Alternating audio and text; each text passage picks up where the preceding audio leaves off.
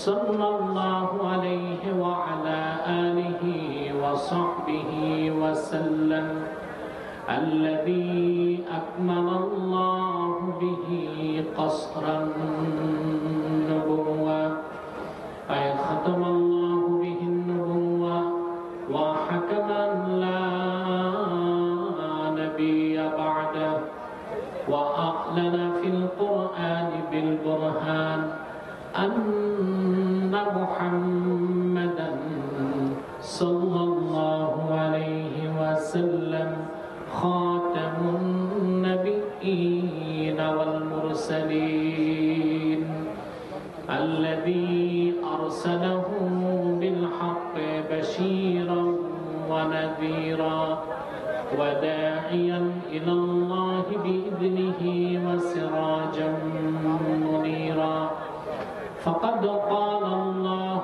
تعالى في كلامه المجيد والفرقان الحميد أعوذ بالله من الشيطان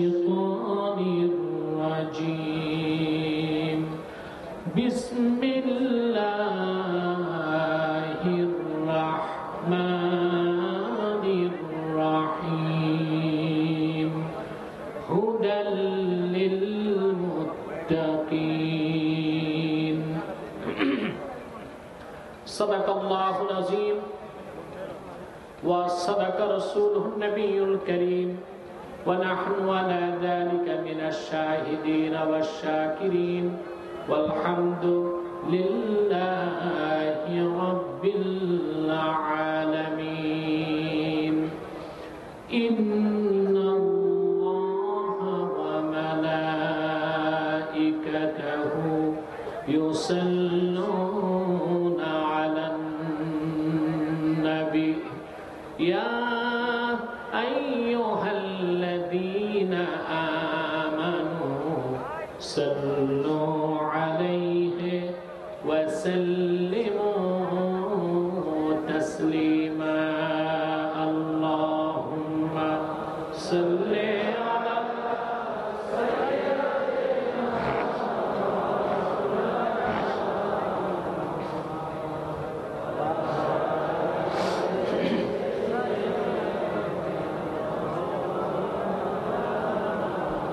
زبان খুলে পড়ুন আল্লাহুম্মা সাল্লি আলা সাইয়্যিদিনা মাওলানা মুহাম্মদ ওয়া আলা আলি সাইয়্যিদিনা আল্লাহুম্মা সাল্লি আলা সাইয়্যিদিনা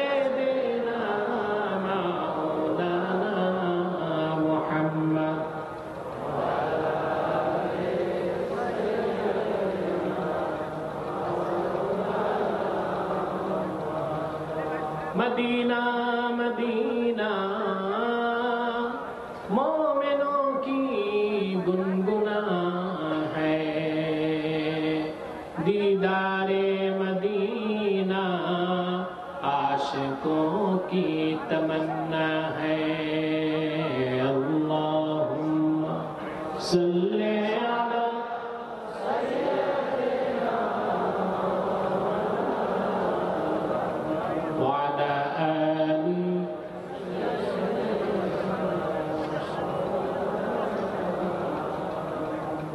मुहम्मदुन रसूलुल्लाह सल्लल्लाहु अलैहि वसल्लम खतमल्लाहु बिहिन नबुव्वा व हकमन ला नबिय्य बअदहु बलगल उला बिकमालिही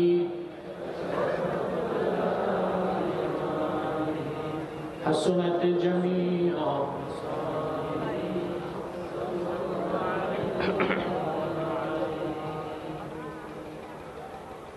धर्मकाम हजरत शाहपुर काम रहमतुल्लाह जामे मस्जिद यतीमखाना हाफिजिया মাদ্রাসা ও বাজার কবরস্থানের উদ্যোগে আয়োজিত আজকের ইসলামী জলসা সম্মানিত সভাপতি, সাউন্ড ঠিক করো, সেটেল করো, সাউন্ড সেটেল করো। সম্মানিত সভাপতি জনাব মোহাম্মদ আবু সাঈদ মন্ডল, বারাকাল্লাহু ফি উমরি। মাইক ঠিক করো, মেন নন মেন ওটা দেখবো না, মাইক সেটিং করো। বারাকাল্লাহু ফি উমরি। উপস্থিত উলামায়ে কেরাম, তুলাবায়ে ইলজাম, বিভিন্ন প্রান্ত থেকে ছুটে আসা আমার মুসলমান ভাই ও বন্ধুগণ, সকলকে অন্তরের অন্তঃস্থল থেকে জ্ঞাপন করছি মুবারক। সবটুকু শুকরিয়া আল্লাহ সুবহানাহু ওয়া তাআলার জন্য, যিনি আজকে এই বরকতপূর্ণ মাহফিলে আমাদেরকে আসার বসার তৌফিক দয়া করে ভিক্ষা দান করেছেন। সেজন্য আসুন আমরা সকলে একবার অবনত চিত্তে হৃদয়ের আবেগ অনুভূতি উজাড় করে সমবেত কণ্ঠে বলি আলহামদুলিল্লাহ। অগণিত অসংখ্য দরুদ ও সালাম আল্লাহর সৃষ্টির প্রধান আকর্ষণ, বিশ্ব সভার সভাপতি, সকল নবী রাসূলগণের মাথার তাজ, শামসুল হিদায়াত, বদরুদ্দুজা, সাইয়্যিদুস সাকালাইন, ইমামুল মুরসালিন, খাতামুন নবিয়্যিন ওয়াল মুরসালিন, আফতাবে নবুওয়াত, শাহনশাহে রিসালাত, সরকারে দো জাহান, সুলতানুল মদিনা, নবিয়ুল আম্বিয়া, হুজুরে আকরাম, নূরে মুজাসসাম, নূরুন আলা নূর, সাইয়্যিদিনা হাবিবিনা শফিঈনা মাওলানা মুহাম্মদ সাল্লাল্লাহু আলাইহি ওয়াসাল্লামের উপর আল্লাহ পাক যাকে আজ থেকে ১,৫০০ বছর আগে প্রেরণ করেছেন সর্বশ্রেষ্ঠ ও সর্বশেষ নবী ও রাসূল হিসেবে, যার পরে আজ পর্যন্ত পৃথিবীতে অবশ্যই কোন প্রকার নবী কিংবা রাসূল অবশ্যই আসে নাই, অবশ্যই এখনো নাই, অবশ্যই কিয়ামত পর্যন্ত আসবে না। সম্মানিত সুধী, মাইকম্যান তুমি এতবার মাইক ধরো কেন? শুধু মাইক চলবে, কোনো ইকো থাকবে না, ইকো চলবে না, শুধু সাউন্ড, শুধু মাইক। আর এতবার ধরবা না, একবার সেটিং করে 3 হাত দূরে বসো। এ আসছে মাহফিলের মাইক নিয়ে, মাথায় টুপি নাই, অজুও মনে হয় নাই।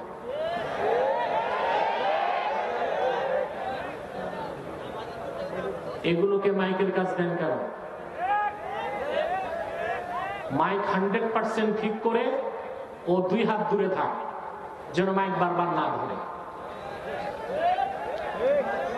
সম্মানিত সুধী, আমি অত্যন্ত সুস্থতা নিয়ে এসেছি। আপনাদের যে সড়ক দেখেছি আমি যমুনার পর থেকে এই পর্যন্ত, সড়কের যে বেহাল দশা,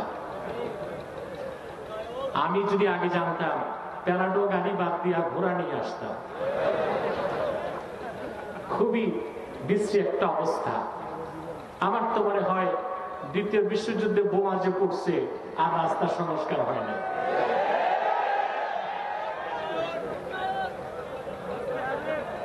আমি দোয়া করি আল্লাহ তাআলা উত্তরবঙ্গের যোগাযোগ ব্যবস্থাকে দক্ষিণবঙ্গের মতো করে দেয়।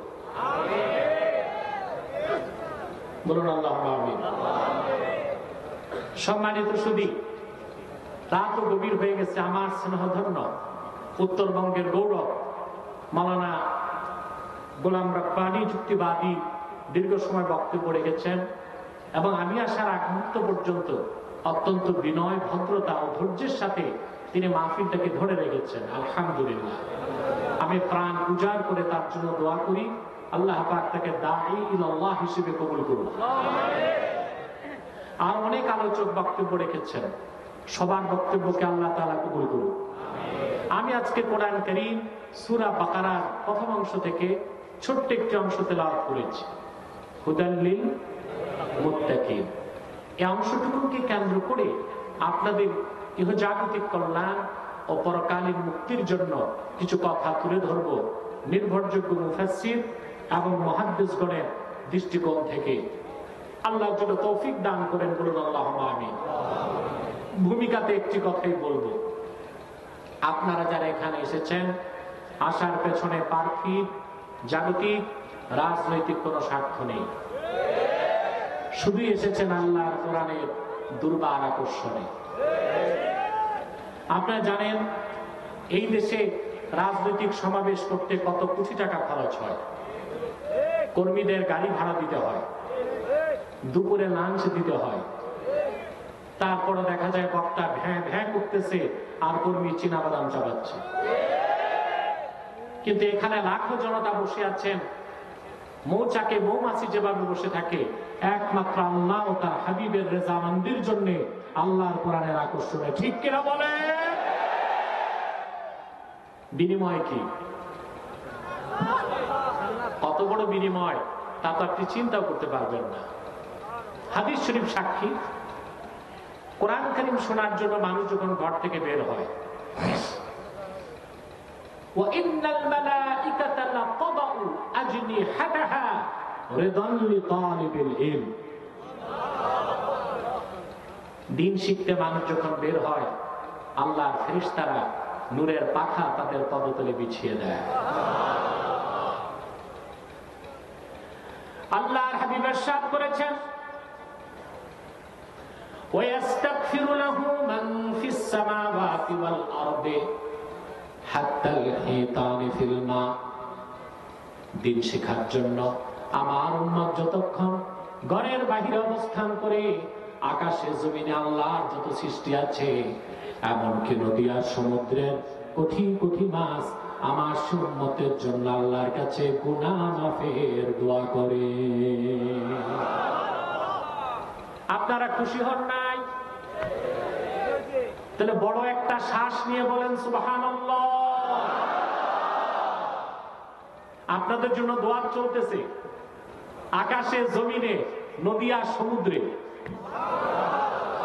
আল্লাহর মাখলুকাত গুলো আর নদী আর সমুদ্রের কোটি কোটি মাছ দোয়া করতেছে, আল্লাহ কোরআন প্রেমিক তোমার এই বান্দাগুলোকে মাফ করো। এটা আমরা খুশি না বেজার? সুবহানাল্লাহ। আপনাদের উপস্থিতির কথা আল্লাহর কাছে পৌঁছেছে? সন্দেহ আছে? বড় গলায় বলেন, পৌঁছেছে?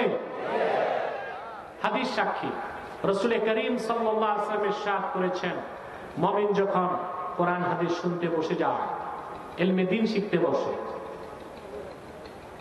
আসনা এ হালাকা মাহফিলের মধ্যবর্তী সময়ে একদল ফেরেশতা আল্লাহর কাছে চলে যায়। আল্লাহ পাক জিজ্ঞেস করেন, কোথা থেকে এসেছো? ফেরেশতারা বলেন, আল্লাহ সব তো তুমি জানো। আল্লাহ বলেন, তারপরও তোদের মুখে শুনতে চাই। ফেরেশতারা বলেন, তোমার কিছু বান্দা আরামের ঘুমকে হারাম করে, নরম বিছানা লাথি মেরে, শক্ত মাটির আসন গ্রহণ করে বসে আছে, দ্বীনের কথা শুনছে। আল্লাহ রাব্বুল আলামিন জিজ্ঞেস করেন, আমার বান্দারা ফাআইয়ু শাইইন ইয়াতলুবুন, আরামের ঘুমকে হারাম করে, নরম বিছানা পরিত্যাগ করে ঘন্টার পর ঘন্টা যারা মাহফিলে বসে আছে, তারা আমি আল্লাহর কাছে কি চায়?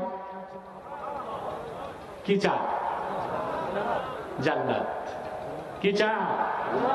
জান্নাত। গুনাহ মাফ না করলে তো আল্লাহ জান্নাত দিতে পারেন, তো গুনাহ মাফ পড়ে, আগে জান্নাত চাই। কি বলেন আপনারা? আলহামদুলিল্লাহ। গুনাহ মাফ না করে আল্লাহ জান্নাত দিতে পারেন না? হ্যাঁ, ইয়াগফিরু মান ইয়াশা ওয়া ইউআযযিবু মান ইয়াশা। আল্লাহ তার হাবিবের অনেক উম্মতকে গুনাহ থাকার পরও মাফ করে দিবেন।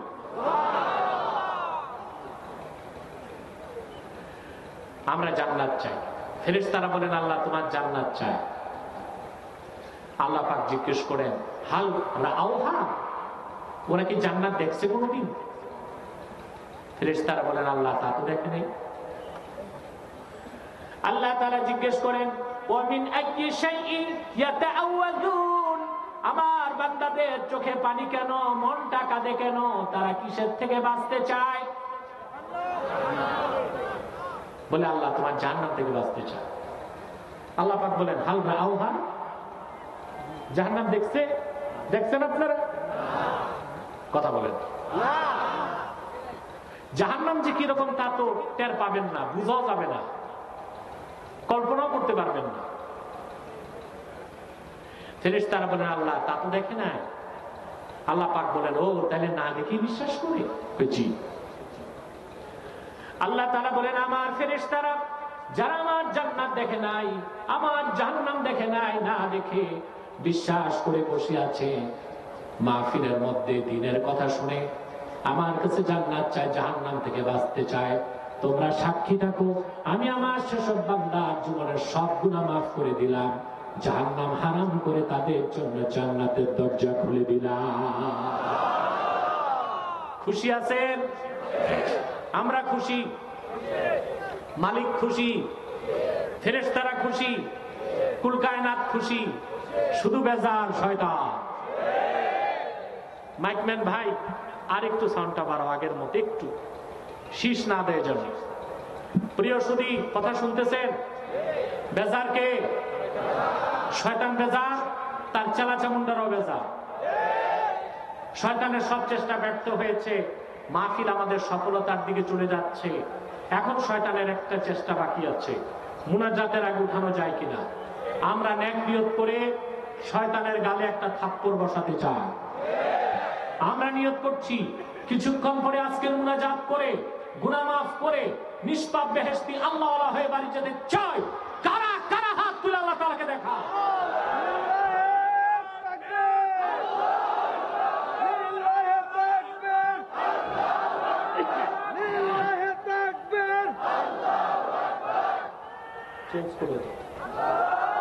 আল্লাহ কবুল করুক, আল্লাহ মঞ্জুর করুক। আর দেরি নয়, খুব কম সময়ে আমি কিছু বেশি কথা বলবো। আল্লাহ বলেছেন কোরআনের কথা, হুদাল লিল মুত্তাকিন। এখানে হুদা শব্দটা ইসমুল মাসদার, ইউফিদু মা'না ইসমিল ফাইল, এটা ইসমে ফাইলের অর্থ দিবে। হুদাল লিল মুত্তাকিন মানে হাদিন লিল মুত্তাকিন। এই কোরআন মুত্তাকি যারা, পরহেজগার যারা, আল্লাহ ভীরু যারা, আল্লাহকে ভয় পায় যারা, তাদের জন্য হেদায়েত করে। সুবহানাল্লাহ। এখন কিছু সুয়ালে মুকাদ্দার চলে আসে, প্রশ্ন, তো যারা মুত্তাকি তারাই হেদায়েত পাবে, বাকি যারা কাফের মুশরিক তারা কি হেদায়েত পাবে না? প্রশ্ন আসে কিনা? জিটা ঠিক মতো বলে আসে। আল্লাহ পাক জবাব দিয়েছেন অন্য জায়গায়, শাহরু রমাদান আল্লাযী উনজিলা ফীহিল কুরআন হুদাল লিন-নাসি ওয়া বায়িনাতিন মিনাল হুদা ওয়াল ফুরকান। এই কোরআন নাযিল হয়েছে রমজান মাসে, হুদাল লিন-নাস, পৃথিবীর সকল যুগের, দেশের, বর্ণের, গোত্রের, বংশের মানুষের জন্য হেদায়েত করে। কি মুমিন, কি কাফের, কি মুশরিক, কি আস্তিক, কি নাস্তিক, কি সংশয়বাদী, কি শ্বেতাঙ্গ, কি কৃষ্ণাঙ্গ, কি আরবি, কি অনারবি, কি আজামি, পৃথিবীর সকল যুগের, দেশের মানুষের জন্য হেদায়েতকারী হলো কোরআন। জবাব পেয়েছি? প্রশ্ন আসে, তাহলে যারা মুসলমান তারা কি হেদায়েত পাবেন? প্রশ্ন আসে না? আল্লাহ পাক জবাবটি অন্যত্র দিয়েছেন। আল্লাহ পাক বলেন, وَنَزَّلْنَا عَلَيْكَ الْكِتَابَ تِبْيَانًا لِكُلِّ شَيْءٍ وَهُدًى وَرَحْمَةً وَبُشْرَى لِلْمُسْلِمِينَ। আল্লাহ রাব্বুল আলামিন বলেন, মুহাম্মদ সাল্লাল্লাহু আলাইহি ওয়াসাল্লাম, এই কোরআন আপনার উপর নাযিল করেছি তিবয়ানান লিকুল্লি শাই, সবকিছু সুস্পষ্ট ব্যাখ্যা হিসেবে, সমাধান হিসেবে, ওয়া হুদাম ওয়া রাহমা ওয়া বুশরা লিল মুসলিমিন, পৃথিবীর সকল মুসলমানের জন্য কোরআন হেদায়েতকারী, সুসংবাদের বাহন এবং রহমতের কান্ডার। কোরআন তিবয়ান লিকুল্লি শাই, সবকিছু সুস্পষ্ট ব্যাখ্যা কোরআনে আল্লাহ করেছেন, ব্যাখ্যাটা করে দিয়েছেন রাসূল করিম সাল্লাল্লাহু আলাইহি ওয়াসাল্লাম। তার মানে হাদিসকে বাদ দিয়া কোরআনের ব্যাখ্যা নেবার বা বুঝার কোন সুযোগ নাই। বাংলাদেশে এখন নতুন একটা ফেরকা বের হয়েছে, এদের নাম আহলে কোরআন। এরা কোরআন মানে হাদিস মানে না। আপনাদের কুষ্টিয়া এবং মাগুরাতে এদের কিছু আস্তানা হয়ে গেছে। এবং এদের এক বড় নেতা কানাডা ইউনিভার্সিটিতে হিস্ট্রি ডিপার্টমেন্টের প্রফেসর, তিনি গত 2 বছর আগে রমজানে আমার সাথে একটা ডিবেটে এসেছিল, দেখেছেন আপনারা, নাম বলবেন না। তার শোচনীয় পরাজয় ঘটেছে। আমি সেকেন্ড এপিসোডে ডেকেছি, সে আসে নাই। যদি কেউ বলে আমি শুধু কোরআন বিশ্বাস করি, হাদিস মানি না, সে নিঃসন্দেহে কাফের। কারণ হাদিসকে বাদ দিলে কোরআন বিশ্বাস করার বা ইসলামকে মানার কোন সুযোগ। আমি একটা উদাহরণ দিচ্ছি।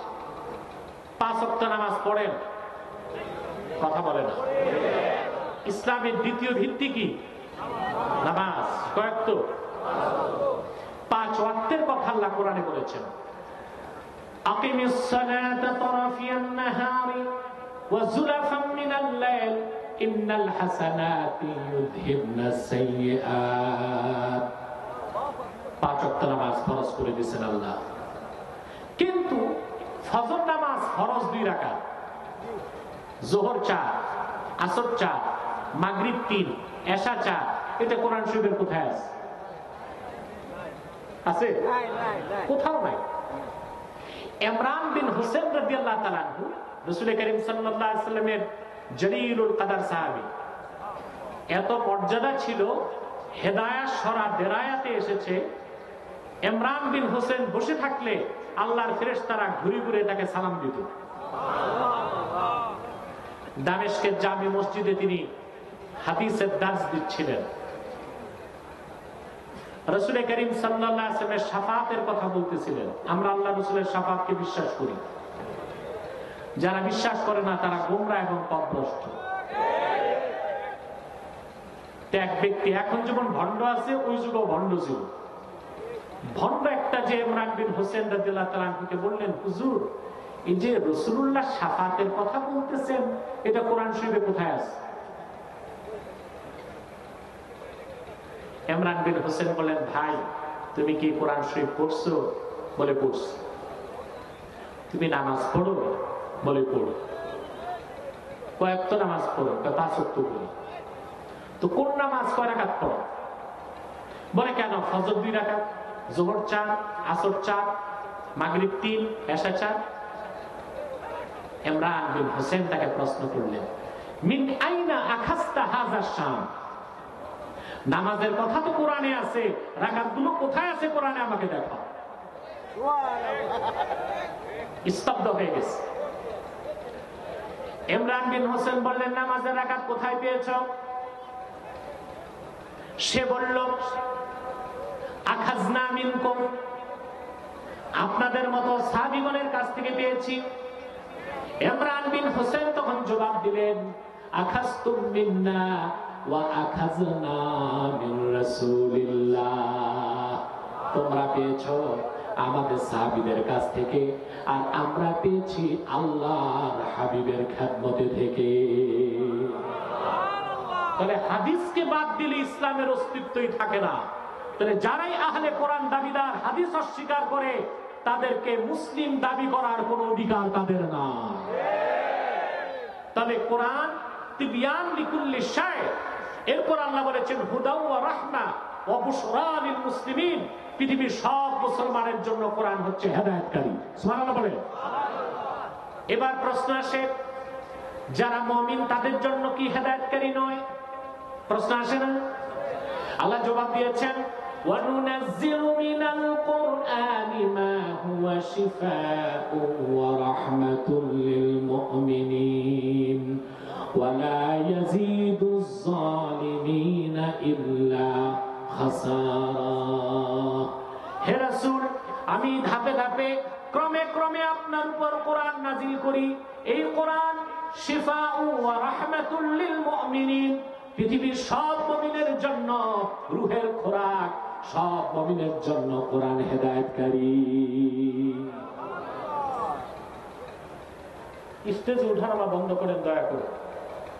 আর কোন লোক বাহির থেকে ভিতরে আসার চেষ্টা করবেন না, এতে ঝামেলা হয়। সম্মানিত সুধী, আমি খুব দ্রুত সামনে বাড়তেছি, কথাগুলো বুঝতেছেন? ঠিকটাও ঠিক মতো বললেন না। আর কে কে ঘুমাচ্ছেন একটু হাত তুলে দেখান আমাকে। বাহ, এই হাজার হাজার মানুষের মধ্যে কয়েকজন নন কনসার্ন থাকতেই পারে, ঠিক কিনা? একটু সজাগ হয়ে বসেন, আর কয়েক মিনিট, তারপর বিষয়টা বুঝে যাবেন। তাহলে আল্লাহ কয়টা কথা বললেন? হুদাল্লিল মুত্তাকিন, হুদাল্লিল মুসলিমিন, হুদাল্লিল মুমিনিন, হুদাল্লিন নাস। কটা কথা বলছেন? আবার আমি বলছি, হুদাল্লিন নাস, হুদাল্লিল মুসলিমিন, হুদাল্লিল মুমিনিন, হুদাল্লিল মুত্তাকিন। এখন খেয়াল করে দেখেন, তিনি শুরু করলেন হুদাল্লিল মুত্তাকিন বলে। শুরুতে বলতে পারতেন আলিফ লাম মিম যালিকাল কিতাব লা রাইবা ফিহি হুদাল্লিন নাস, এটা বলেন নাই। নাস বললে তো নাসের মধ্যে সব ছিল, মুমিন, কাফের, মুশরিক, আস্তিক, নাস্তিক সব চলে আসতো না? কিন্তু তা তিনি বললেন না, তিনি শুরুই করলেন হুদাল্লিল মুত্তাকিন দিয়ে।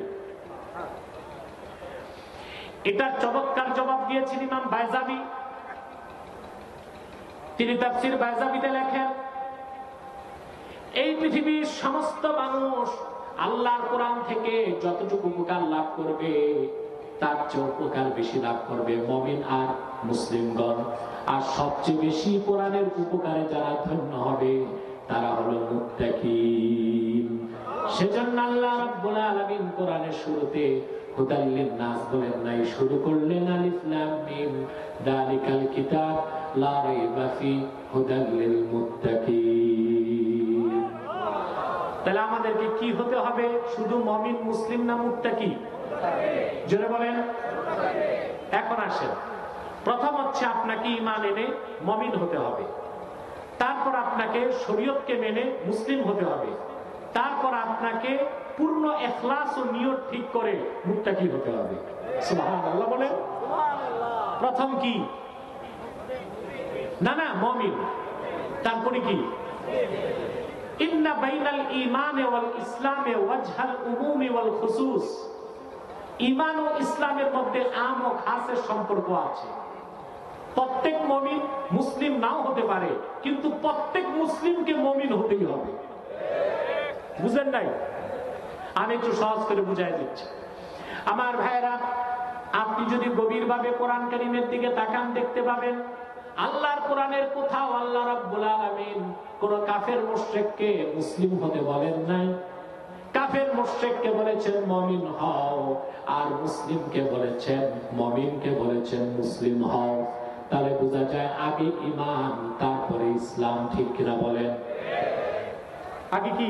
ঈমান, তারপরে ইসলাম।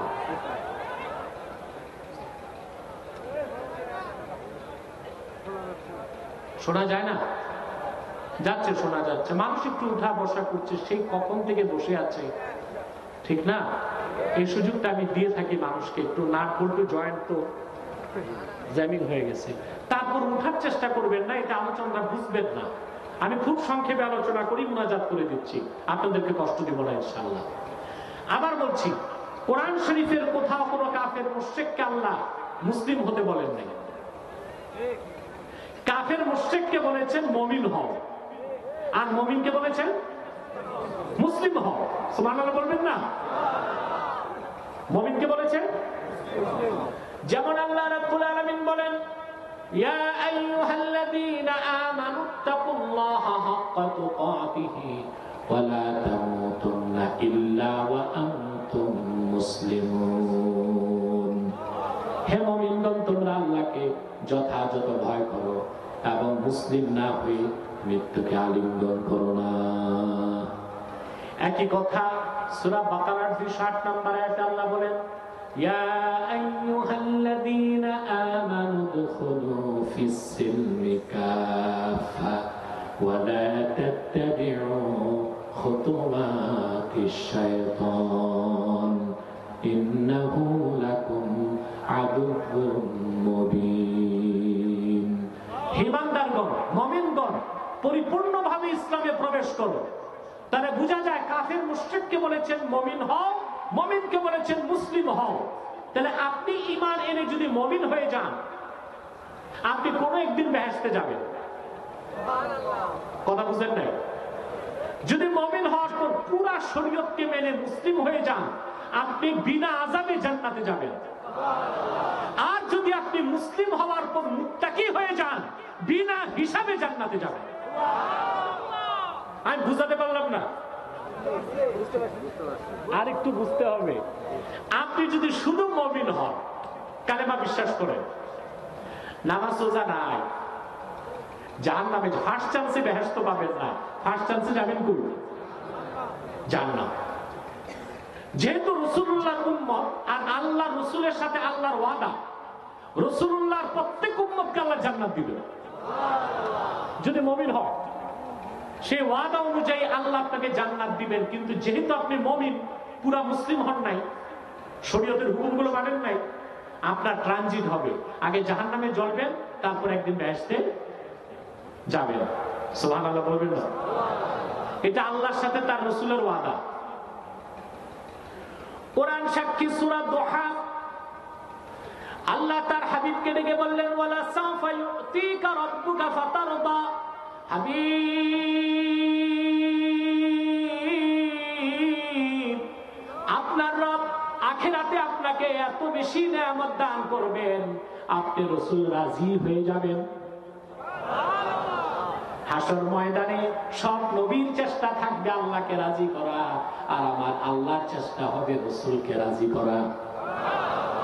এই আয়াতের তাফসীরে তাফসীরুল জামিল কোরআন, যার প্রসিদ্ধ নাম তাফসীর কুরতুবী, সেখানে এসেছে আল্লাহ পাক জান্নাতুল ফেরদাউসে তার হাবিবকে 1000 প্রাসাদ দিবেন। আমি কি কবরস্থানে আছি নাকি? তোমাদের আওয়াজ নাই। তোমরা স্লোগান দিতে যে চিন্তা করো রাজনৈতিক না অরাজনৈতিক নাকি? স্লোগান ঠিক মতো দাও। সুবহানাল্লাহ, সুবহানাল্লাহ, আলহামদুলিল্লাহ, আল্লাহু আকবার কোন দলের স্লোগান না, ইসলামের স্লোগান। স্লোগান সেখানে রাজনীতির গন্ধ খোঁজার চেষ্টা করা, ধ্বংস ছাড়া আর কিছু হতে পারে না। রাসূলুল্লাহকে আল্লাহ তাআলা 1000 প্রাসাদ দিবেন জান্নাতুল ফেরদাউস। তারপর আল্লাহ তার রাসূলকে জিজ্ঞেস করবেন, হাল রাদিতা? সুবহানাল্লাহ, হাল রাদিতা? হাবিব, রাজি হইছেন? আপনার সাথে আমার ওয়াদা ছিল, ওয়ালা সাওফা ইউতিকা রাব্বুকা ফাতারদা। আখিরাতে আপনাকে এত নিয়ামত দিব, আপনার এত সুপারিশ শুনবো, আপনি রাজি হয়ে যাবেন।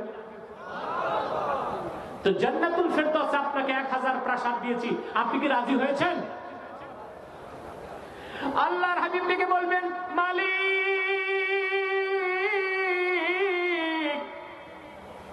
আমার দ্বীনের কালেমা মুখে স্বীকার করেছে, বিশ্বাস করেছে এমন অনেক মুমিন উম্মত এখনো তোমার জাহান্নামে আছে। যতক্ষণ তারা জান্নাত না যাবে, আমি রাসূল কেমন করে রাজি হয়ে যাব?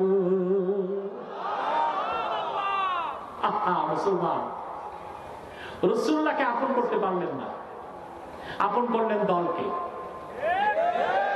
নেতাকে, নেত্রী, সম্পদ, দুনিয়া, বিত্ত বৈভব, ঠিক কিনা?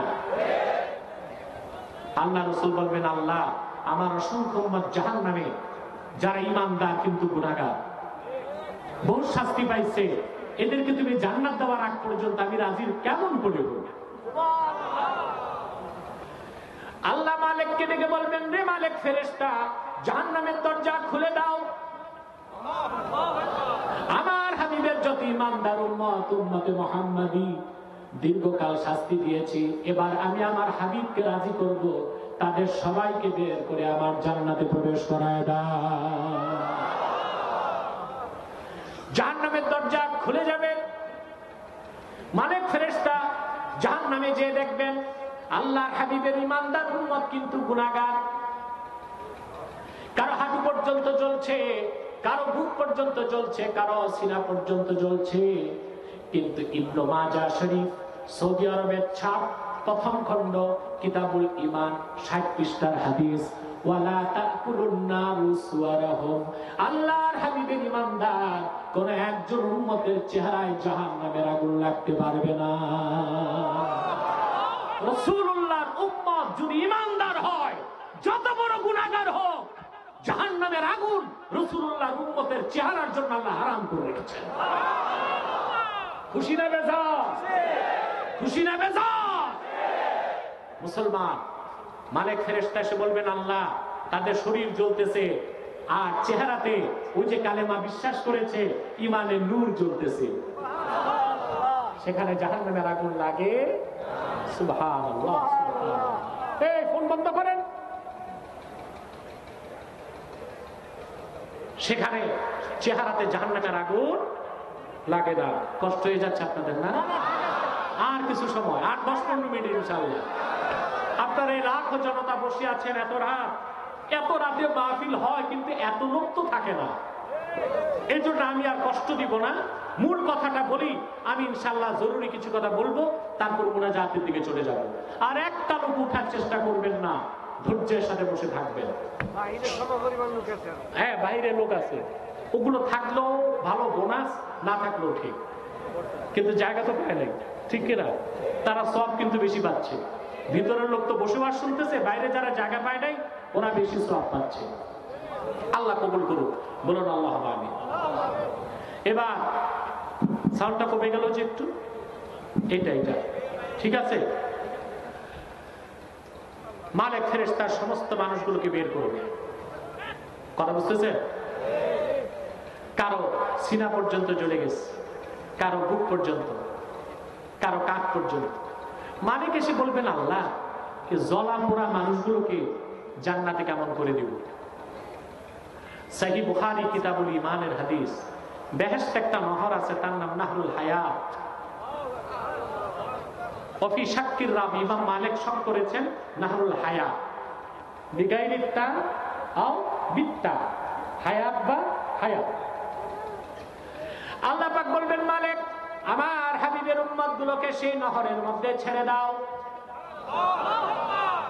সহিহ বুখারী সাক্ষী, নদীর তীরে ধানের শীষ থেকে যেভাবে হলুদ রঙের সোনালী রঙের শীষ বের হয়, সেই নহরে ঢেলে দেবার সঙ্গে সঙ্গে রাসূলুল্লাহ উম্মত যারা ঈমানদার কিন্তু গুনাহগার, তাদের নতুন চামড়া গোশত গজায় যাবে, তারা হাসতে হাসতে আমার আল্লাহর জান্নাতে চলে যাবে। তাহলে মুমিন হলেই তো জান্নাত পাবেন, ঠিক কিনা? কিন্তু গ্যারান্টি নাই, ফার্স্ট চান্সও হতে পারে, সেকেন্ড চান্সও হতে পারে। এখন কি আপনারা ফার্স্ট চান্সে জান্নাত চান না সেকেন্ড চান্সে? সেকেন্ড চান্সে কে কে চান একটু হাত উঠান। দুই একজনের শখ থাকতে পারে যে সেকেন্ড চান্সে তো জান্নাত পাবো, তো ফার্স্ট চান্সে একটু দেখে নিব আবু জেহেল আবু লাহাব কই আছে, কেমন আছে, নাকি এরকম কোন শখ আছে নাকি? না, আমরা ফার্স্ট চান্সে জান্নাত চাই। তাহলে আপনাকে মুমিন হবার পর পুরা মুসলিম হতে হবে। কি হতে হবে? আপনি যখন পুরা মুসলিম হবেন তখন আপনি হিসাব দিবেন, ব্যস্ত পাবেন, কিন্তু হিসাব হবে কঠিন। হিসাব হবে কঠিন। রাসূল কারীম সাল্লাল্লাহু আলাইহি ওয়াসাল্লামের হাদিস, মান নুকিশা উযিবা, বুখারী শরীফের হাদিস। আল্লাহ যার কঠিন হিসাব নিবেন, সে যত বড় দরবেশ হোক তারে আযাব দেওয়াই হবে। কথা বুঝেন নাই? মুসলিম হবার পর আপনি যদি মুত্তাকি হয়ে যান, তাহলে আপনি ফার্স্ট চান্সে জান্নাত তো পাবেন, আপনার কোনো হিসাব হবে না। আল্লাহ বলেছেন, ফাসাউফা ইউহাসাবু হিসাবান ইয়াসীরা, নামকা বাস্তে একটা হিসাব নিয়ে আল্লাহ বলবেন ওরে জান্নাত দাও। তাহলে মুত্তাকি হবেন? কথা বলেন, হবেন? এখন আসেন, মুত্তাকি কিভাবে হবেন ফর্মুলাটা বলেই আমি আমার বিষয়টাকে সমাপ্ত করব ইনশাআল্লাহ। আমরা মুত্তাকি চিনি না, আমরা মনে করি লম্বা দাড়ি, লম্বা টুপি, জুব্বা কুর্তা আছে, 1000 দানার তসবিহ পড়ে, এই মুত্তাকি নাকি? যে বাইরে যা দেখলেন দাড়ি, টুপি, জুব্বা, কুর্তা, তসবিহ, এটা সূরাত, এটা কি না? তাকওয়ার সম্পর্ক সূরাতের সাথে না, সিরাতের সাথে। তাকওয়ার সম্পর্ক বাহিরের সাথে না, ভিতরের সাথে। হুদাল লিল মুত্তাকিনের ইমাম ফখরুদ্দিন রাজি তাফসীর কাবীরে প্রথম খণ্ডে 11টা সংজ্ঞা দিয়েছেন। কয়টা? 11টা সংজ্ঞা যদি আমি ব্যাখ্যা করতে যাই কমসে কম 11 ঘন্টা লাগবে। এই জন্য 2টা সংজ্ঞা আমি শোনাচ্ছি 2 মিনিটে। বলবো? ইমামে রাজি মুত্তাকির ব্যাখ্যায় লেখেন, আনতুযায়্যিনা সিররাকা লিল হক কামা যায়্যানতা যাহিরাকা লিল খালক। ওরে বান্দা, তুমি তোমার বাহিরটাকে মানুষকে দেখাবার জন্য যেরকম সুন্দর করেছো, ঠিক সেভাবে তোমার ভিতরটাকে আল্লাহর জন্য সুন্দর করো। এর নাম তাকওয়া, তোমার নাম মুত্তাকি। সুবহানাল্লাহ বলেন। সংজ্ঞাটা মনে রাখবেন, আনতুযায়্যিনা সিররাকা লিল হক কামা যায়্যানতা যাহিরাকা লিল খালক।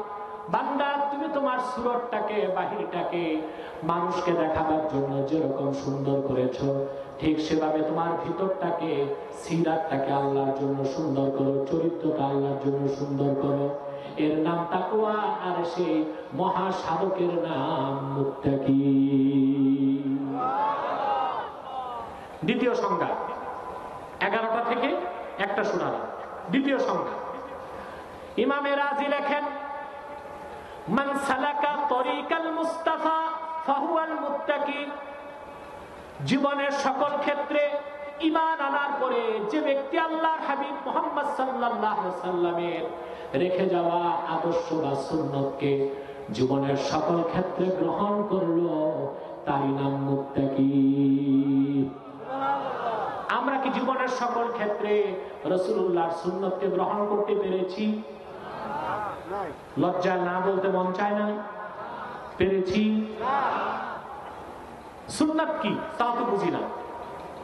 সুন্নাত বলতে আমরা বুঝি দাড়ি, টুপি, পাগড়ি, জুব্বা, কদু খাওয়া, খানার পরে মিষ্টি খাওয়া, রাতে খাওয়ার পরে একটু হাঁটাহাঁটি, দুপুরে একটু কাইলুলা করা, এতটুকু সুন্নত না। সুন্নতের পূর্ণাঙ্গ সংজ্ঞা দিয়েছেন শেখ আব্দুল কাদের জিলানী রাহমাতুল্লাহ গুনিয়াতুত তালিবিনে গাউসে পাক। সুন্নতের সংজ্ঞায় তিনি লেখেন, আম্মা সুন্নাহ ফাহিয়া মা সান্না রাসূলুল্লাহ সাল্লাল্লাহু আলাইহি সাল্লাম।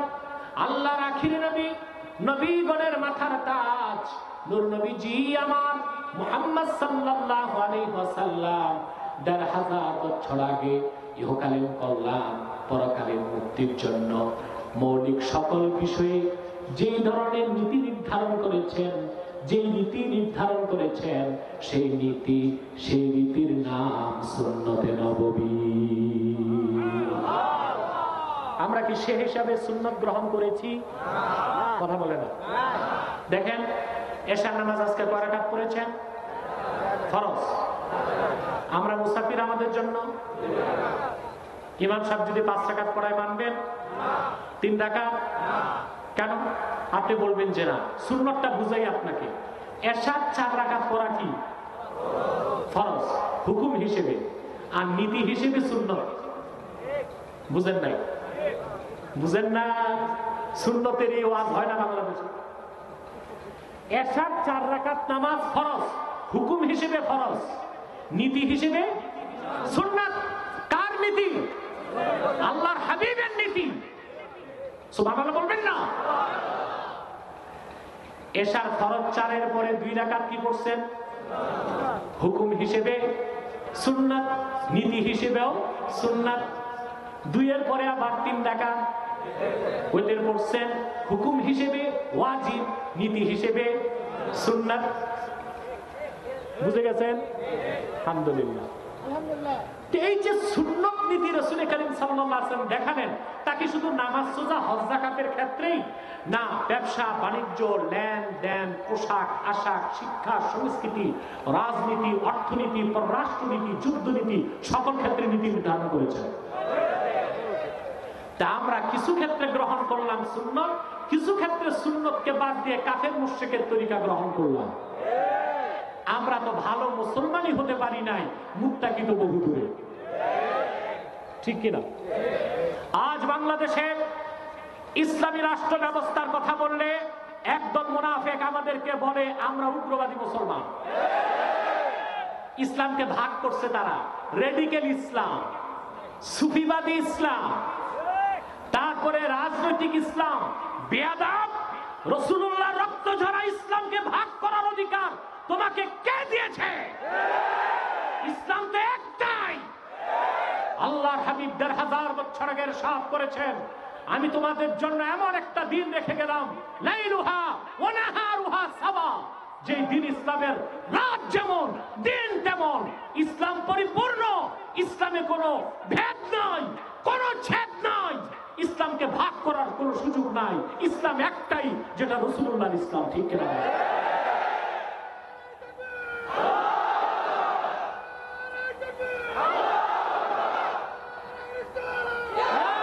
সাল্লাল্লাহু আলাইহি ওয়াসাল্লাম, সাল্লাল্লাহু আলাইহি ওয়াসাল্লাম।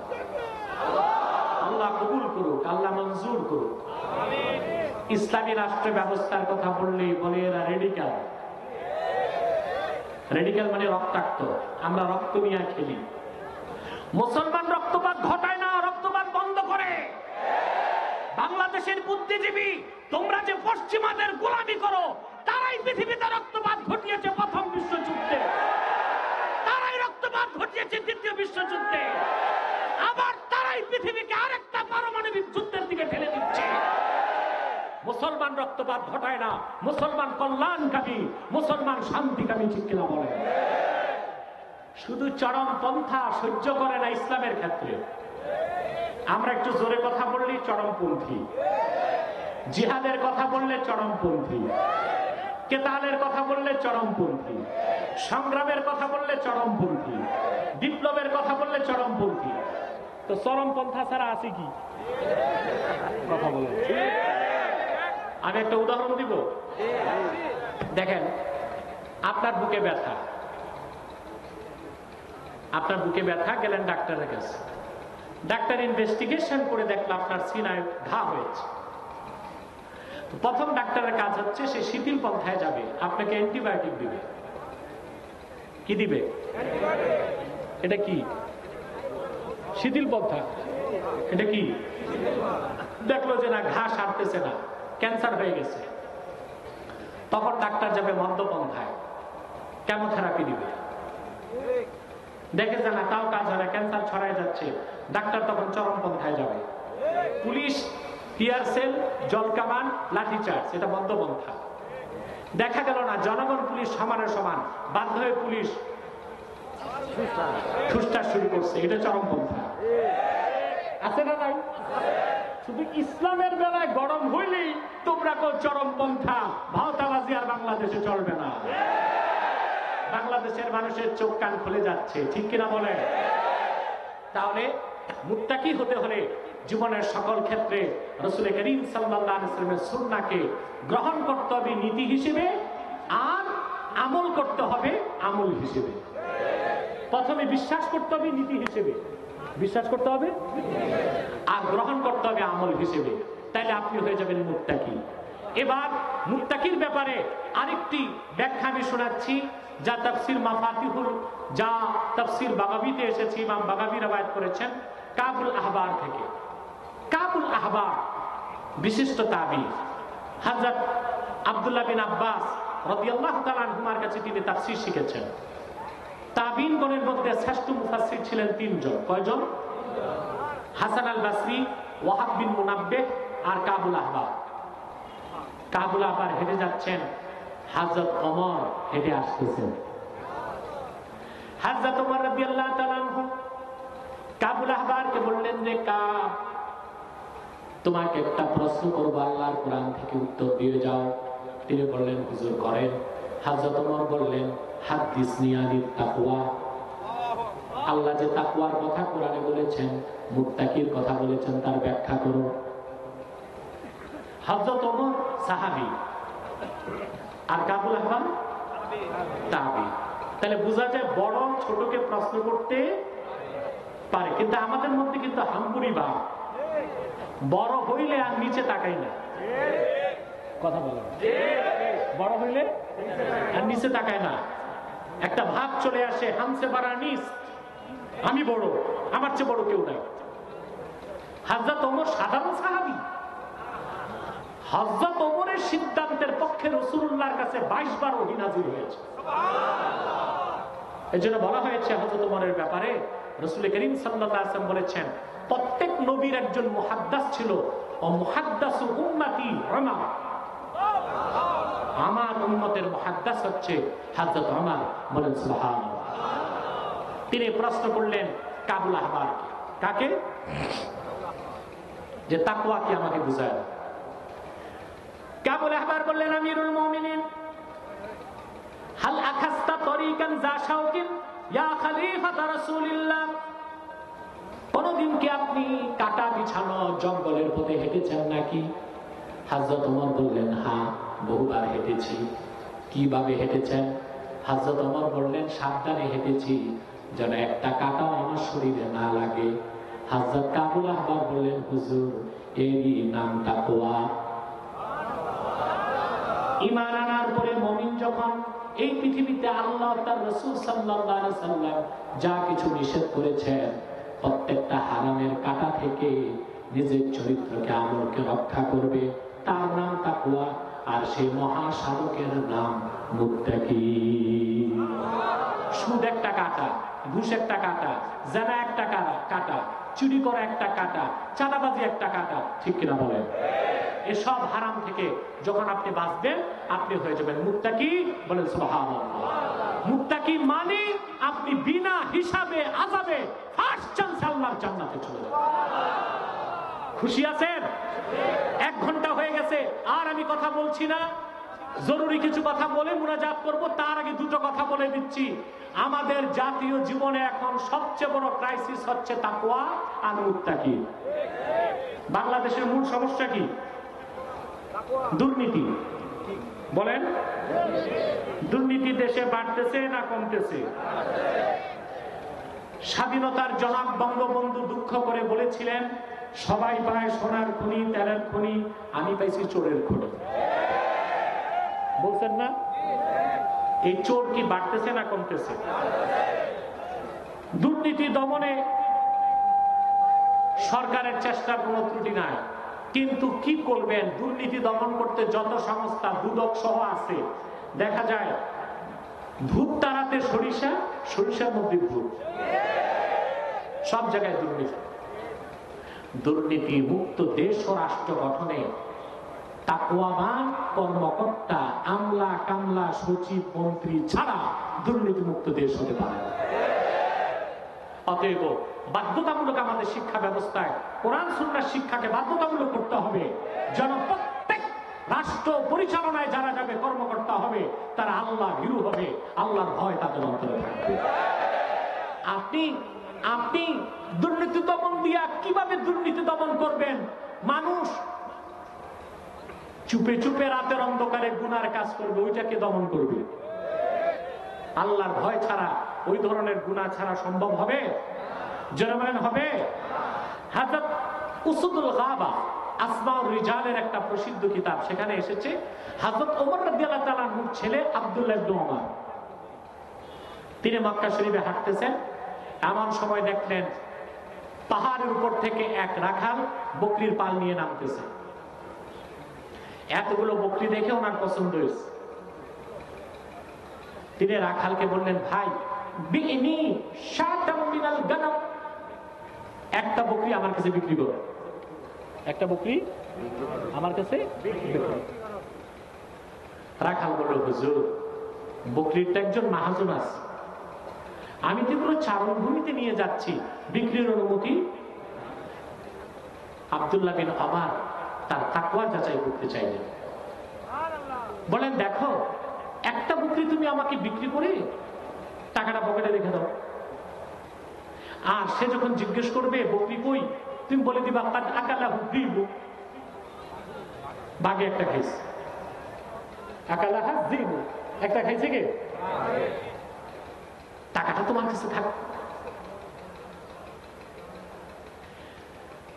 বেদুইন রাখাল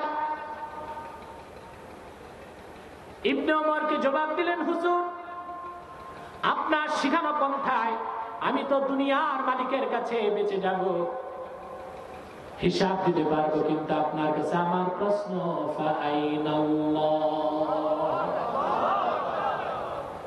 আমার আল্লাহর চোখ কেমনে ফাঁকি দিব?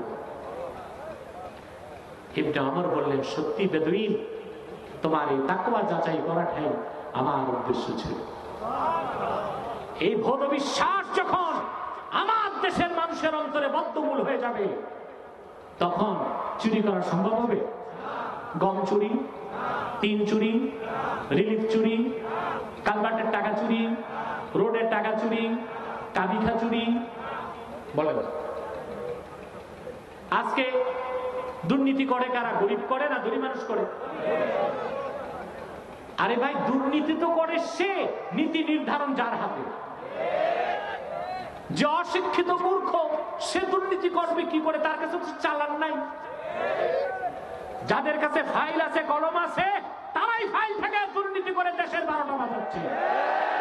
আমার দৃষ্টিতে যে সন্ত্রাসী রাস্তার মোড়ে পিস্তল ঠেকায় ডাকাতি করে, যে ব্যক্তি সচিবালয়ে বসে ফাইলের দুর্নীতি করে, সে তার জঘন্য ডাকাত। কারণ একজন পিস্তল ডাকাত একটা মানুষের ডাকাতি করে, আর একজন শিক্ষিত দুর্নীতিবাজ 16 কোটি মানুষের টাকা চুরি করে ডাকাতি করে। তার থেকে যদি পরিত্রাণ চান, শুধু বিসিএস ক্যাডার বানালে হবে না, কর্মকর্তাদেরকে মুত্তাকি বানাতে হবে। আর শুধু স্কুল কলেজের শিক্ষা দিয়া মুত্তাকি বানানো যায় না। প্রাইমারি থেকে বিশ্ববিদ্যালয় পর্যন্ত কোরআন হাদিসের শিক্ষাকে বাধ্যতামূলক করতে হবে, তাহলে আর চুরি হবে না। তাহলে আর চুরি ডাকাতি হবে না। আল্লাহ আমাদের কবুল করুক, বলুন আল্লাহ আমিন। তাহলে শুধু মুমিন হবেন না মুসলিম হবেন? শুধু মুসলিম হবেন না মুত্তাকি হবেন? নামাজ বাদ দিয়া, সিগারেট খেয়ে, মদ পান করে সব নেক আমল করবেন, গুনাহগুলো ছাড়বেন, পারবেন তো ইনশাআল্লাহ? সাদাকাল্লাহুল আযীম ওয়া সাদাকা রাসূলুহুন নবিয়ুল কারীম ওয়া নাহনু আলা যালিকা মিনাশ শাহিদিন ওয়াশ শাকিরিন আলহামদুলিল্লাহি রাব্বিল আলামিন। বসেন। মুনাজাত না করে যাচ্ছেন, আপনারা কি আউলিয়া কেরাম নাকি? আমিও গুনাহগার, আপনারও গুনাহগার। এই বিশাল জনসমুদ্রে একসাথে মুনাজাত করলে আমাদের গুনাহগুলো মাফ হয়ে যাবে। আমি বসে দীর্ঘ সময় হয়ে গেছে, দীর্ঘ রাত হয়ে গেছে। রাখেন রাখেন, কথা শোনেন। আমি ইনশাআল্লাহ আপনাদের আগ্রহ দেখে মুগ্ধ। আমাকে আল্লাহ সুযোগ দিলে আগামী বছর আবার আমি আসার চেষ্টা করবো ইনশাআল্লাহ, যদি আল্লাহ আমাকে তৌফিক দেন এবং আসতে পারি। কিন্তু আপনাদের উত্তরবঙ্গের কমিটিকে তো তারা যদি দেখে আমাকে দিতে হবে, তাহলে কথা বুঝতেছেন? আপনাদের রোডঘাট দেখে তো ভয় লাগে আসতে। সিঙ্গাপুর 2 বার সফর করা যায় প্লেনে, উত্তরবঙ্গে একবার আসতে আসতে। আমি আর কষ্ট দিচ্ছি না। আমি মুনাজাতের দিকে ধাবিত হচ্ছি, তার আগে অত্যন্ত জরুরি কিছু কথা আপনাদেরকে বলে দিচ্ছি। আপনারা এখানে বিভিন্ন দলের লোক আছেন, ঠিক কিনা? আছেন না? কথা বলেন। আওয়ামী লীগ, বিএনপি, জাতীয় পার্টি, জামাত, বিভিন্ন দলের লোক আছে। কিন্তু আপনাদের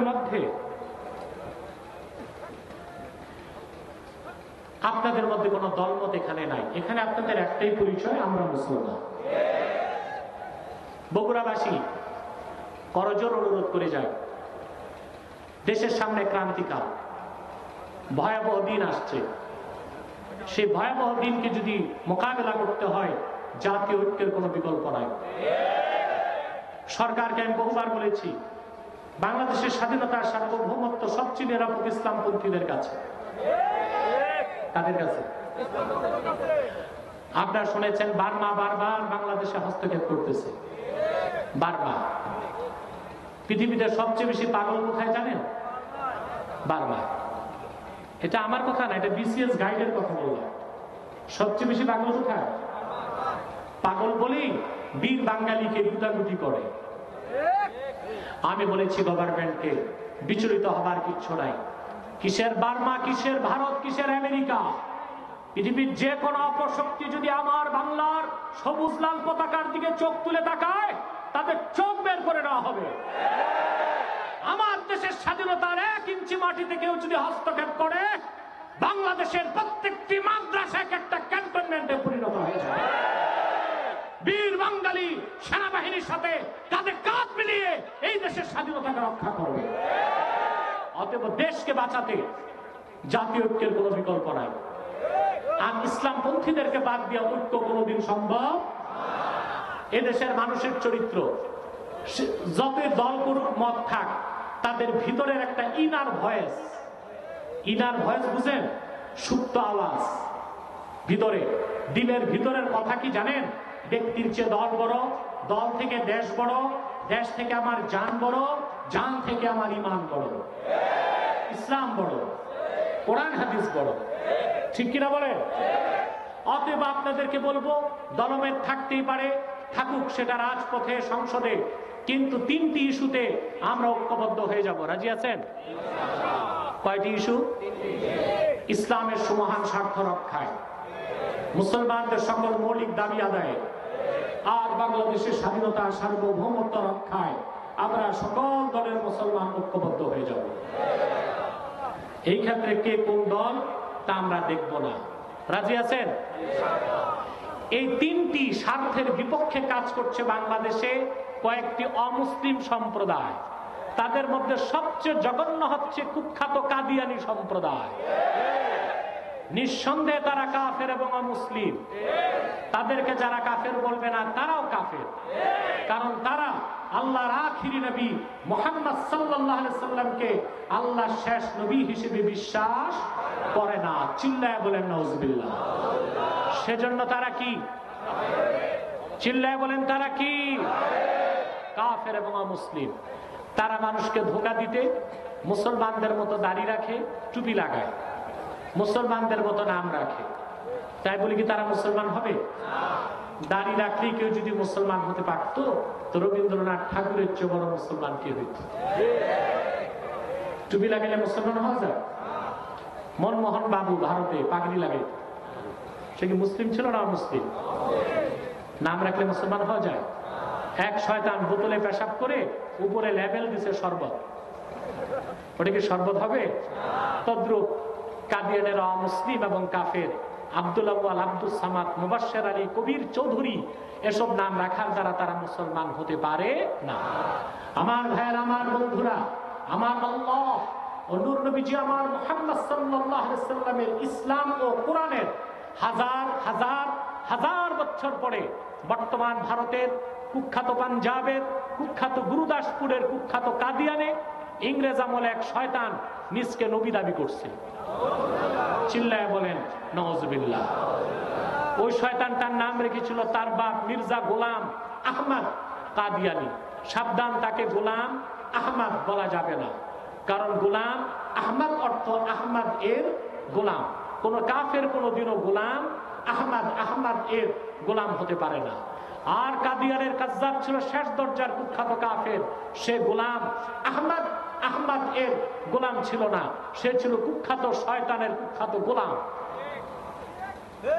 ইংরেজদের গোলাম, কাদিয়ানের কাজ্জাব মির্জা গোলাম শয়তান কাদিয়ানির উপর গজব এসেছে 1908 সালে। যখন গজব এসেছে, কাদিয়ানের কাজ্জাব, মিথ্যা নবুয়তের দাবিদার, ইংরেজদের পোষা কুকুর মির্জা গোলাম শয়তান কাদিয়ানি 1908 সালে ধ্বংস হয়ে কুখ্যাত জাহান্নামের কুখ্যাত কুকুরে পরিণত হয়েছে, তার অনুসারীরাও ধ্বংস হয়েছে। বর্তমানে কিছু কাদিয়ানি বাংলাদেশে আছে।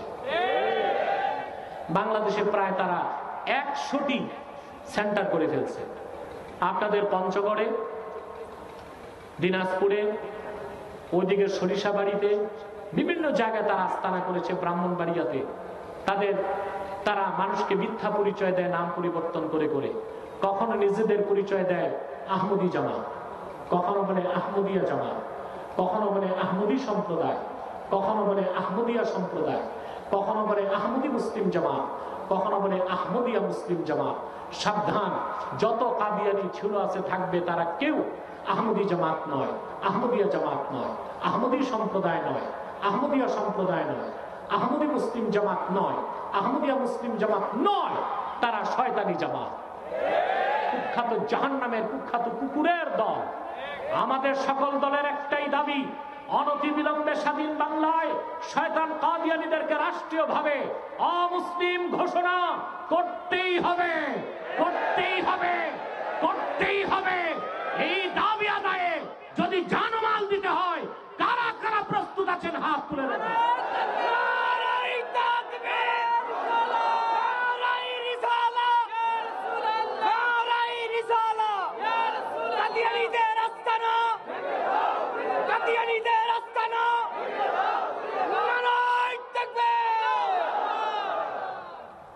সম্মানিত শুধু তাদেরকে অর্থনৈতিক সহযোগিতা করবেন না, করেন আপনারা। প্রাণ কোম্পানির যত জিনিস তাদের, সেজান কোম্পানির জুস তাদের, আর এফএল এর পণ্যগুলো তাদের, প্রথম আলো, ডেলি স্টার, কালের কণ্ঠ, এগুলো তাদের। এগুলো ধরবেন না, কিনবেন না, বেচবেন না, মনে থাকবে। আরেকটি ফেরকার কথা বলে দিই, এটা হচ্ছে ঈসাই জামাত, খ্রিস্টানদের একটা গোপন দল মাঠে নেমেছে। তারা নিজেদেরকে মুসলমান দাবি করে এবং বলে আমরা ঈসার উম্মত মুসলমান। ঈসার উম্মত মুসলমান না খ্রিস্টান? তারা মুসলমানের মতো নাম রাখে আর বলে আমাদের তরিকার নাম ঈসাই তরিকা। এভাবে তারা বাংলাদেশে হাজার হাজার লোককে খ্রিস্টান বানাচ্ছে। তাদের উদ্দেশ্য খুব খারাপ। তারাও চাচ্ছে বাংলাদেশের পার্বত্য চট্টগ্রাম, বার্মার আরাকান ও ভারতের সেভেন সিস্টার নিয়ে একটি খ্রিস্টান রাষ্ট্র বানাবে। সেজন্য তারা তাদের সংখ্যা বাড়াচ্ছে। আমাদেরকে ব্যাপারও সজাগ এবং সতর্ক থাকতে হবে, মনে থাকবে। আরেকটি বাতিল ফেরকার কথা না বললে আমার খেয়ানত হবে, হিজবুত তাওহীদ। এ আরেক গোমরাহ পথভ্রষ্ট জামাত বাংলাদেশে বের হয়েছে। যারা ফতোয়া দেয়, যত আলেম সব পথভ্রষ্ট ব্যবসায়ী। নাউজুবিল্লাহ বলবেন না? সব আলেম খারাপ? আপনি ব্যক্তিগত কোন আলেমকে যদি গালি দেন, একজন আলেম যদি ভালো হয়, আপনি গুনাহগার হবেন। কি হবেন? ফাসেক। কিন্তু আপনি যদি সমস্ত আলেমদের গালি দেন, আপনি কাফের হয়ে যাবেন। ফতোয়া শামিতে এসেছে ইহানাতুল উলামা কুফর, সমস্ত আলেমদের অবমাননা করা কি কুফরি। তো হিজবুত তাওহীদ প্রচার করে পৃথিবীতে সব আলেমরাই ধর্ম ব্যবসায়ী। তারপর তারা বলে আমেরিকা দাজ্জাল না, আমেরিকাই দাজ্জাল, দাজ্জাল কোনো মানুষ না। আমরা জানি দাজ্জাল একটা মানুষ। এর মানে হচ্ছে তারা ঈসা যে আকাশ থেকে নামবে দাজ্জালকে হত্যা করতে, ওইটা অস্বীকার করতেছে। তারপর তারা বলে নামাজ হচ্ছে ব্যায়াম, ওযু থাকলেও নামাজ হবে, ওযু ছাড়াও নামাজ হবে। তারা ফতোয়া দিচ্ছে ছেলে মেয়ে যদি রাজি থাকে বিয়ের আগেও ফিজিক্যাল রিলেশন হতে পারে। এবার স্কুল কলেজের ছাত্রদেরকে তারা বাগিয়ে দিচ্ছে। এই হিজবুত তাওহীদের ফিতনা থেকে বাঁচার চেষ্টা করবেন, পারবেন ইনশাআল্লাহ। আল্লাহ আমাদেরকে কবুল করুক, আল্লাহ আমাদেরকে মঞ্জুর করুক, বলুন আল্লাহুম্মা আমিন। আমি এই জামে মসজিদ হযরত শাহতুল কান রহমতুল্লাহ চার মসজিদ, এতিমখানা, হাফিজিয়া মাদ্রাসা, মাজার, কবরস্থান, মধ্যে কিছু মাহফিল, আমি কমিটিকে স্বাগত জানাই। আমি যতটুকু ইনফরমেশন নিয়েছি, হযরত শাহতুল কান বড় বুজুর্গ আল্লাহওয়ালা একজন দরবেশ ছিলেন, যিনি ইসলাম প্রচারে তুরস্ক থেকে এসেছিলেন। হ্যাঁ, এবং তিনি শাহাদাত বরণ করছেন। জি, উনি শাহাদাত বরণ করছেন। ওনার শেরপুরে, এই জন্য নাম হয়েছে শেরপুর। আর ওনার দেহটা আপনাদের আপনার সৌভাগ্যবান, আল্লাহর ওলির আশেপাশে বসবাস করছেন। আমি দোয়া করি আল্লাহ তাআলা আপনাদেরকে কবুল করুক, মঞ্জুর করুক, বলুন আল্লাহুম্মা আমিন।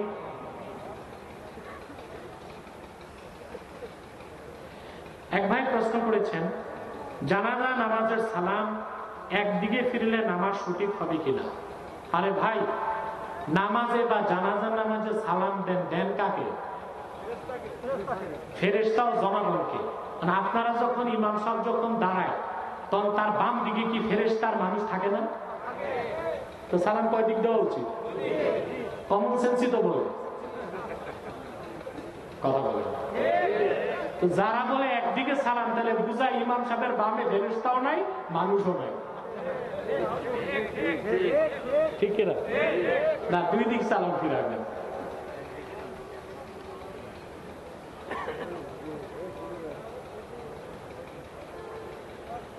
আমরা কলেজে যে বিদায় অনুষ্ঠান পালন করি, সেখানে যদি আমরা কিছু বন্ধুরা মিলে ওই দিন একই গেঞ্জিতে স্বাক্ষর বা নাম লিখি স্মৃতিস্বরূপ করে রাখার জন্য, এটা কি জায়েজ হবে? হ্যাঁ, গেঞ্জিতে তোমরা নাম লিখতে পারো, কিন্তু ছবি অঙ্কন করবা না। এবং বিদায় অনুষ্ঠান উপলক্ষে ছেলে মেয়ে একসাথে কোনো সাংস্কৃতিক অনুষ্ঠান করা যাবে না, ডিজে পার্টি বা নাচানাচি করা যাবে না। শরীয়তের গণ্ডির মধ্যে থেকে আনন্দ ফুর্তি করা যাবে। আপনার 11 বার সূরা ইখলাস পড়ুন, একবার সূরা ফাতিহা পড়ুন, আমরা মুনাজাতের দিকে যাচ্ছি।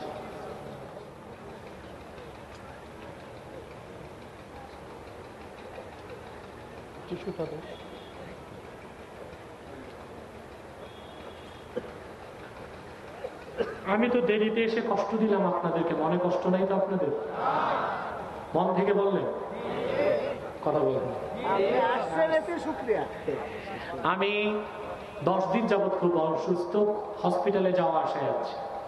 মানুষ অনেক বড় বড় সম্মেলনে যেতে পারি নাই, কিছুটা সুস্থতা অনুভব করি আমি এসেছি আপনাদের কাছে।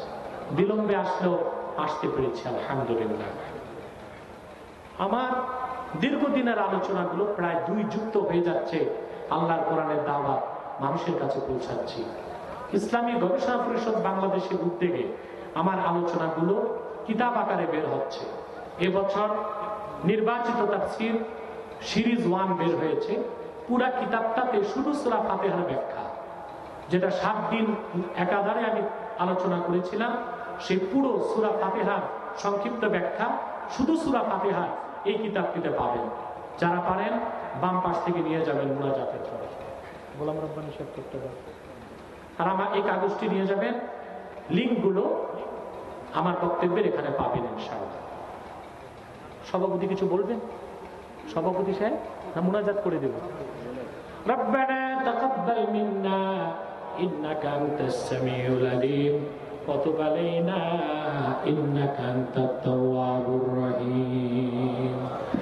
আল্লাহ রাব্বুল আলামিন ধর্মকাম হযরত শাহ তুরকান রহমতুল্লাহ জামে মসজিদ, এতিমখানা, হাফিজিয়া মাদ্রাসা, মাজার, কবরস্থানের উদ্যোগে আয়োজিত আজকের বিশাল ইসলামী সম্মেলনে লাখো জনতাকে নিয়ে হাত তুলেছি। আল্লাহ, পর্দার আড়ালে অনেক মা বোন হাত তুলে বসে আছেন।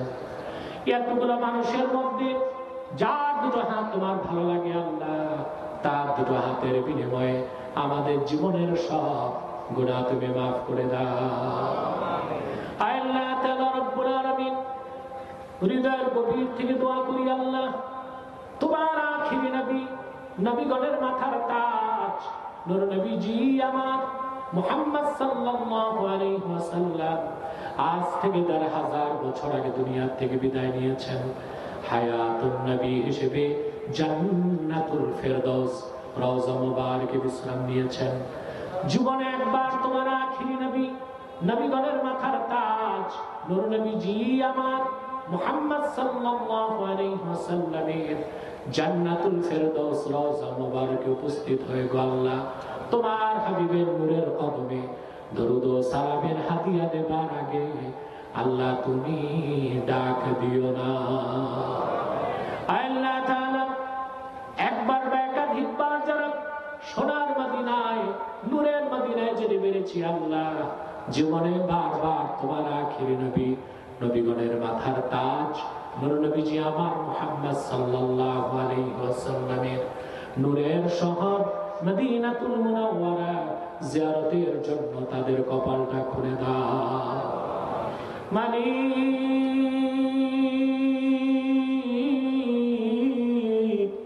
হৃদয়ের গভীর থেকে দোয়া করি আল্লাহ, তোমার আখিরি নবী নূর নবীজি আমার মুহাম্মদ সাল্লাল্লাহু আলাইহি ওয়াসাল্লামের নূরের চেহারা মোবারক স্বপ্নে একবার দেখে গো আল্লাহ, জান্নাত ওয়াজিব হবার আগে তুমি ডাক দিও না।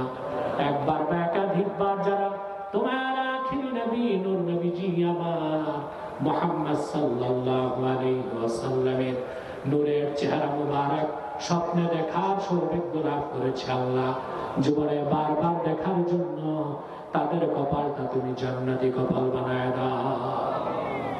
মালিক,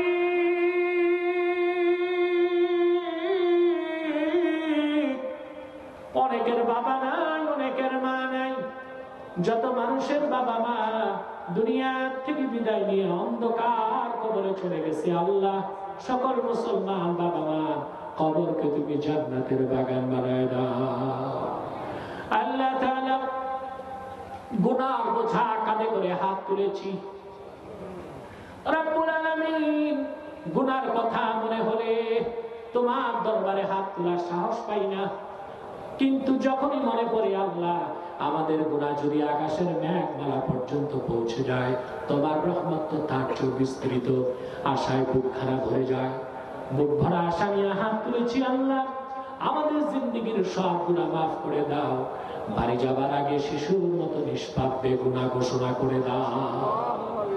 আল্লাহ তাআলা পর্দার আড়ালে আমার মা বোনেরা হাত তুলে বসে আছেন।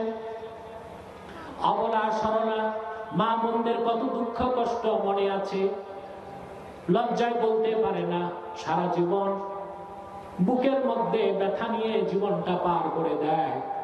আল্লাহ, মা বোনদের মধ্যে তো বিধবা মা বোন আছেন, স্বামীহারা সন্তানের কাছে লালিত পালিত, সন্তান কথা শুনে না, খোরপোশ দেয় না, বেয়াদবি করে। সারা রাত জেগে মা চোখের পানিতে বুকটা ভাসায় দেয়, কিন্তু একটি বারের জন্য কলিজার টুকরা সন্তানটারে বদদোয়া করে না। এরকম যত অবলা সরলা মা বোন হাত তুলেছে রব্বুল আলামিন, তাদের জীবনের সব গুনাহ মাফ করে দাও। মনের দুঃখ কষ্ট দূর করে তাদের প্রত্যেককে এক একটি সোনার সংসার দান করে দাও। আমার বোনদের মধ্যে অনেক বোন আছেন, বয়স বেড়ে 20 থেকে বুড়ি হয়ে গেল, বিয়ে হয় না। রাত জেগে কেঁদে কেঁদে বুকটা ভাষায়, কিন্তু কাউকে বলতে পারে না। এইরকম যত বোন হাত তুলেছে তাদের প্রত্যেককে এক একজন ইমানদার চরিত্রবান সক্ষম যুবকের দ্বারস্থ করে দাও। আল্লাহ, এই মসজিদ মাদ্রাসা হাফিজিয়া মাদ্রাসা কমপ্লেক্সের জন্য যারা ধন দিয়েছে, মন দিয়েছে, আল্লাহ শ্রম দিয়েছে, সকলের ধন মনকে কবুল করে নাও। তোমার বান্দারা হাজার হাজার টাকা দিয়েছে, আল্লাহ প্রত্যেকের হালাল টাকাগুলোকে কবুল করে নাও। সংসদ সদস্য গত বছরও কয়েক লক্ষ টাকা দিয়েছে, এই বছরও ওয়াদা করেছে, আল্লাহ তাদের সকলের দানকে কবুল করো। সকলকে সিরাতে মুস্তাকিমের যাত্রী বানায় দাও, দ্বীনের সৈনিক কর্মী হিসেবে কবুল করে দাও। আল্লাহ প্রত্যেক শ্রোতাকে খাতমে নবুয়ত আন্দোলনের কর্মী বানায় দাও। আল্লাহ আমাদের মুশকিলাতকে আসান করে দাও, নেক হাজাত ও চাহাতকে কবুল করে দাও। আল্লাহ আমার প্রত্যেকটি যুবক ভাইকে ইমানদার নামাজি বানায় দাও, মুত্তাকি বানায় দাও, পরহেজগার বানায় দাও, তোমার ওলির খাতায় নাম তুলে দাও। আল্লাহুম্মা ইন্না নাসআলুকাল আফিয়াহ, আল্লাহুম্মা ইন্না নাসআলুকা তামামাল আফিয়াহ, আল্লাহুম্মা ইন্না নাসআলুকা দাওয়ামাল আফিয়াহ, আল্লাহুম্মা ইন্না নাসআলুকা আসসালামাতা মিন কুল্লি বালিয়াতিদ দুনিয়া ওয়াল আখিরাহ। توفنا مسلمين والحقنا بالصالحين. يا عظيم السلطان، يا قديم الإحسان، يا دائم النعم، يا باسط الرزق، يا واسع العطايا، يا دافع البلايا، يا حاضرا ليس بغائب، يا موجود عند الشدائد، يا مجمل الستر، يا لطيف الصنع، يا حليم لا يعجل، يا جواد لا يبخل. اقضي حاجاتنا، اقضي حاجاتنا، اقضي حاجاتنا يا مسبب الأسباب، ويا القلوب، ويا منزل القرآن. اللهم إني أسألك باسمك المخزون المكنون السلام المنزل القدوس المطهر الطاهر، يا دهر يا ديهار يا ديهور، يا أزل يا أبد، يا لم يلد ولم يولد ولم يكن له كفوا أحد. ستر العرش مسبول علينا، وعين الله ناظرة إلينا، بحول الله لا يقدر أحد علينا، والله من ورائهم محيط. اللهم إنا نجعلك في نحورهم ونعوذ بك من شرورهم. ভাইরা আমার, একটি মিনিট সময় ছেড়ে দিলাম, চক্ষুটা বন্ধ করুন, দিলটা নরম করুন, মাথাটা নত করুন। আল্লাহর আখেরি নবী নবীগণের মাথার তাজ নূর নবীজি আমার মুহাম্মদ সাল্লাল্লাহু আলাইহি ওয়াসাল্লামের ওসিলা ধরে আল্লাহর কাছে চান, যা চাইবেন তাই কবুল হয়ে যাবে। যদি পারো রে ভাইরা, 2 ফোঁটা চোখের পানি সদকা করে দিই।